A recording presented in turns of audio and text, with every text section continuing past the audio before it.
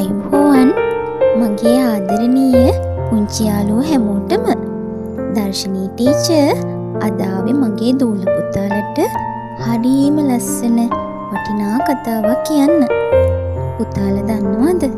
වෙසක් මාසයට අපේ ගෙවල් වල ලස්සන වෙසක් කෝඩු හදන්නේ. එතකොට තුරන් බලන්න යන්නේ කියලා.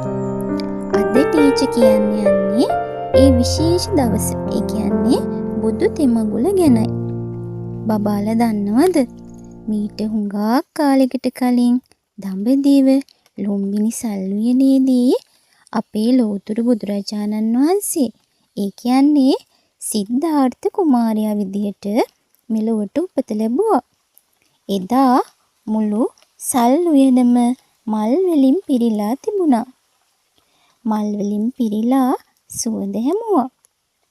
කුමාරයා උපන් ගමන්ම නෙළුම් මල් 7ක් උඩින් පියවර තබමින් ගමන් කළා.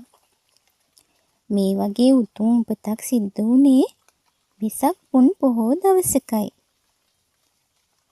සිද්ධාර්ථ කුමාරයා ලොකු මහත් වුණාම හැමෝටම තියෙන දුක නැති කරන්නේ කොහොමද කියලා හිතුවා. උන්වහන්සේ ගිහි අතහැරලා ගිහින් මහාන වෙලා ගයා ශීර්ෂයේ ශ්‍රී මහා බෝධීන් වහන්සේ සෙවණේ භාවනා කළා.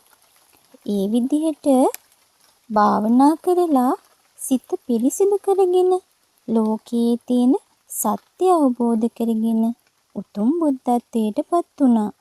ඒ කියන්නේ බුදුරජාණන් වහන්සේ බවට පත් වුණා.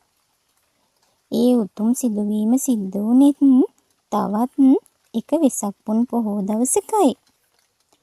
බුදුරජාණන් වහන්සේ මේ විදිහට අවුරුදු 45ක් තිස්සේ ලෝකේ ඉන්න හැමෝටම කරුණාවෙන් ආදරයෙන් හොඳ දේවල් කියලා දුන්නා. ඊට පස්සේ උන්වහන්සේගේ ආයු කාලය අවසන් වෙලා උසිනාරා නුවර උපවත්තන සල්ුවනේදී පිරිනිවන් පෑවා.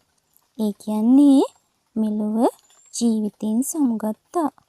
මේ අන්තිම සිදුවීම සිද්ධ වුණෙත් වෙසක් පොහෝ දවසකයි.